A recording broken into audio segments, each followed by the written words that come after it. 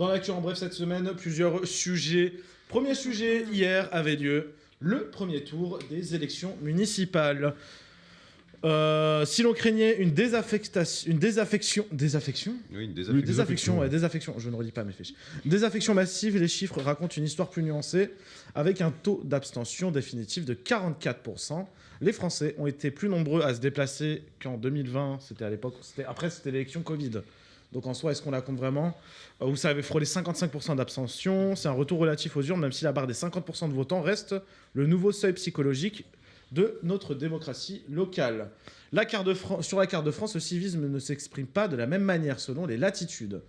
Dans le sud et les zones rurales, ça mène la danse. Le Gers s'illustre avec une participation record dépassant les 66%. Suivi de près par la Corse du Sud et le Var, près de 58%. Dans ces territoires, l'attachement à la figure du maire reste le moteur principal du vote. Plus en retrait, à l'autre bout de l'échelle, les zones urbaines et populaires peinent à mobiliser. La Seine-Saint-Denis et le Val d'Oise affichent un taux de participation le plus bas, oscillant parfois péniblement autour des 30 à 35% dans certaines communes. Au niveau du profil sociologique du scrutin, les plus de 70 ans sont quand même 74% à participer aux élections, contre, pour les 18-24, 1 sur 2 en moyenne, avec 56% qui ont boudé les urnes. Qui ont boudé les urnes. Qui ont eu 44% seulement de votants sur les 18-24 ans. Enfin, le niveau de vie reste un prédicteur fiable du passage au bureau de vote. Les cadres et les foyers affichant plus de 3 000 € de revenus mensuels ont voté à plus de 62%, tandis que l'abstention reste majoritaire chez les ouvriers et les employés. On n'a pas les chiffres, on n'a pas pu les sortir. Du coup, ça montre qu'il y a quand même un intéressement pour les élections municipales, mais pas tant que ça. On préfère aller voter au présidentiel. Déjà, vous avez le droit de dire que là, ce que je vous pose une question, vous avez le droit de ne pas vouloir répondre. Qui est parti voter hier? Ça va, on a une bonne table. Hein. Il y a un mec qui est dans le coin derrière moi. Il a pas levé la main. Ah non. Là, il est puni. Il m'a regardé comme as. Ah. C'était le seul qui a pas levé la main, il a fait. Non, moi non, en fait. Moi non plus. Non, moi non plus, j'ai pas eu le temps. Et puis mon maire en général, c'est vrai que t'avais un déménagement. Il passe au premier tour, il passe pas au second tour. Hein. Lui, c'est directement. Donc vous êtes tous allés voter. Du coup, je vous laisse donner votre avis dessus. Je vous laisse regarder le graphisme devant vous. Le graphique. Putain, le graphique devant vous. C'est comme les cartes, c'est cartes graphiques. Donc on voit quand même le taux d'abstention est élevé de fou malade. Hein. Bah, ouais. Je suis pas trop avec on va pas se mentir quand même, comparé à 2020, ça n'a rien à voir. Ouais, mais 2020, alors, contexte exceptionnel aussi, mais pour le coup, ça n'a rien à voir, c'est quand même le jour et la nuit. Ah oui, non, c'est c'est-à-dire que t'avais quand même la moitié de la populace qui était pas y aller. Hein. Vos ressentis, vous pouvez me donner un ressenti plus global sur les élections municipales. Votre ressenti, pourquoi vous êtes allé voter? Est-ce que ça vous a donné envie vraiment? Est-ce que vous allez voter juste pour voter comme ça, parce que c'est votre devoir de citoyen? Ou est-ce que vous allez voter parce que vous sentez que ça a peut-être un impact sur votre ville? Je vous laisse un peu débattre dessus, on aimerait avoir l'avis. Les municipales auront toujours un impact sur ta vie de la commune. Elles auront toujours un impact, alors aussi puissant ou faible soit-il, il y aura toujours un petit impact. Il y aura un impact sur la vie globale de la ville, sur les décisions, sur les travaux de votre ville aussi, en fonction des quartiers, bien évidemment aussi, si c'est des villes un peu plus grandes.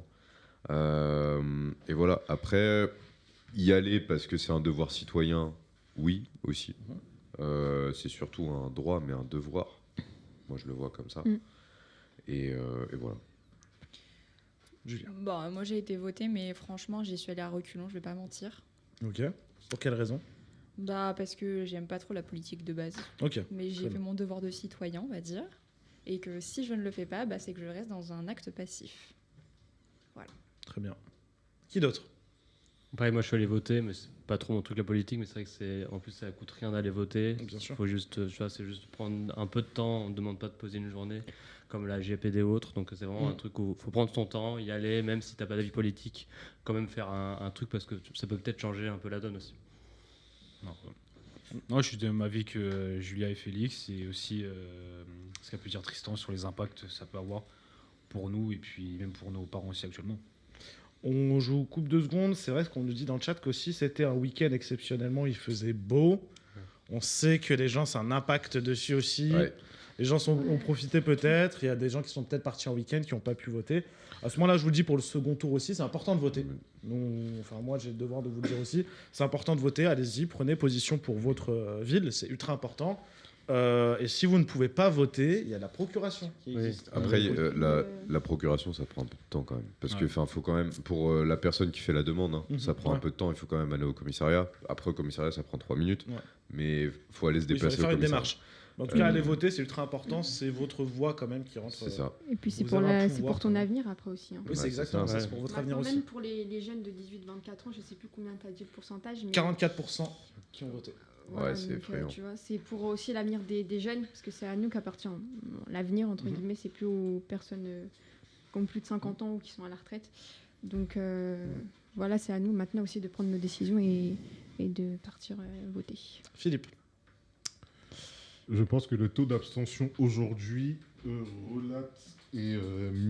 reflète plutôt, pardon, pour cette coquille.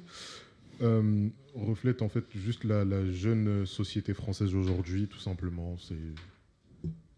Ils se sentent pas représentés pour la plupart, donc ils ne voient pas forcément l'utilité aussi de se déplacer dans les bureaux de vote, tout simplement.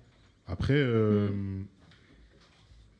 aujourd'hui, si on réfléchit purement et simplement, allez quand même voter, même si vous votez blanc.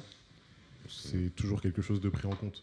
Ce sera toujours pris en compte. Même si la personne est élue à 80%, s'il y a une majorité de blancs, au moins on pourra réellement se poser des questions derrière.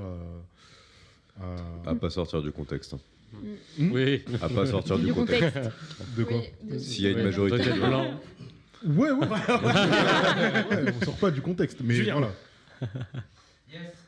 Je vais réagir par rapport à ce que disait Philippe. C'est pas nouveau que les jeunes ne font pas le vote, que ce soit présidentiel, législatif ou autre.